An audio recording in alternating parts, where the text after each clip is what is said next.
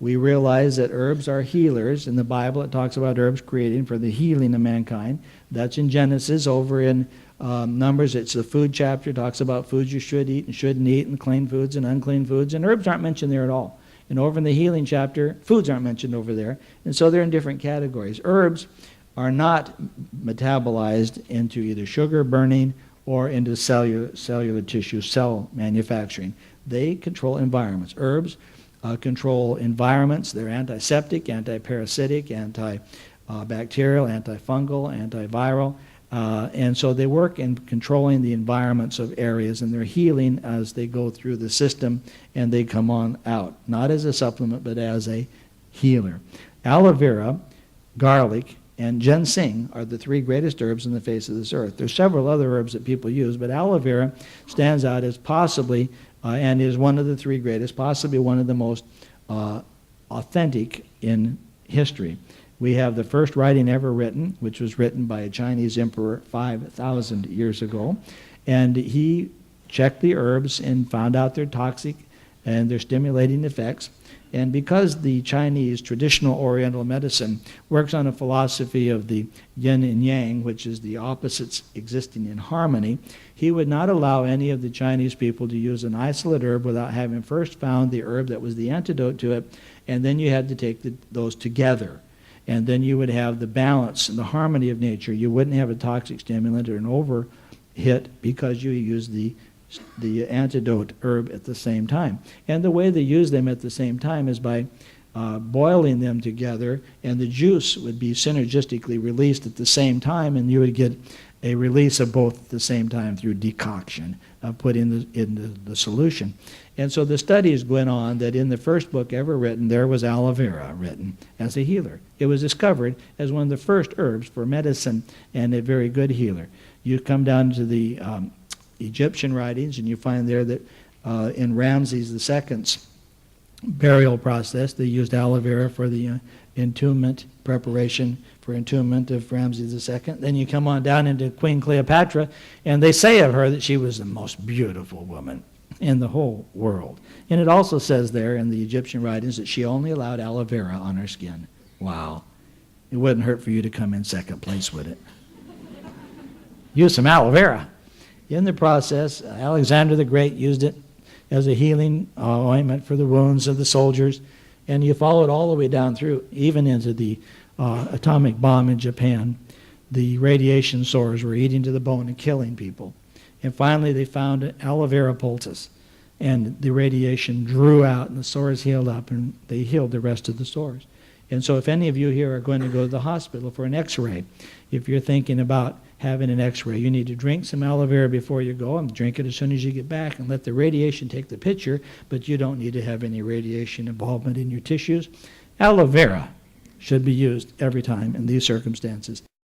Probably the most beneficial part of the aloe vera has to do with stress.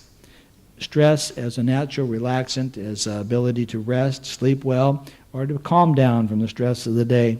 When I was taking a tour of the plant where Dr. Su, HSU, a Chinese man, makes the formulas for the Diamite company, who is now the D of GNLD, Dr. Su was sharing with me the aloe vera that they're making for us there in the States. And the aloe vera, he said, is a cool herb. Now, of course, the Chinese have cool herbs and hot herbs. And cool herbs break cycles. Hot herbs will energize you right now. And one of the hot herbs is ginseng. This is why men like ginseng so much. You get your power up, your prowess up, and your attitude up right now. And so they're happy with ginseng. But you also need to know about cool herbs, how they break cycles and stress cycles. And certain stress cycles, like migraine headaches, for example, if you start a migraine headache cycle, you'll get a little cold sweat down the back of your neck, and a little bit later you'll get a vice on top of your head, squeezing your head, and then you're down in bed for a couple of days because the migraine headache knocks you out. And if you can't find a medicine to break the cycle, break the stress cycle, you'll run a full cycle with that problem. So you need to have something that shuts off the cycle and starts you over again. I don't know how many of you here are into the computer age, but you know when your computer gets locked up, there's only one thing you can do. That's reboot it. Turn it off. Let it start up again. That's the only way you can handle a jam up. Well, it's the same way with your stress cycles and your hormone levels within your system if you get into the wrong area of stress. And cool herb, and he said, Dr. Su said, that the aloe vera is the king of cool, the best cool stress cycle breaker. So what happens is for example, you get up in the morning, you drink 2 ounces, and where then you're normally used to having a nice little argument with your spouse. As the argument starts, you say, wait a minute, there's no problem here, it's cool. And then you don't have your argument. You go to work, and they usually want you to work harder, and you want them to pay you harder, and eventually a little stress comes in the office or at work somewhere, and you get ready to yell at each other. You say, wait a minute, it's cool, there's no problem here. And you know that if you can keep your stress under control, you can change the end of your life. Do you know there are major statistics of people dying within 1 year of retirement? Such a stress over your entire career that when that breaks and you let down, your system shuts and you're gone. Now, do you know you're supposed to have a life after your career? If you have been able to avoid the stress during the time of your career, when you finally decide to retire, you're going to have 40 more wonderful years of your own. 40 more of your own, if you can break the stress cycle. How many would like to have a life after your career? One of the ways that you can possibly have a wonderful life after your career is to keep the stress under control with aloe vera. Aloe vera could be one of your best products with the best repeat purchases, wonderful product, and we are so proud of what we have in our aloe vera. Do you like our aloe vera? Yes. I'm so happy with the aloe vera. Well, I'm going to spend a little time on children's chewable VitaSquare and VitaGuard program.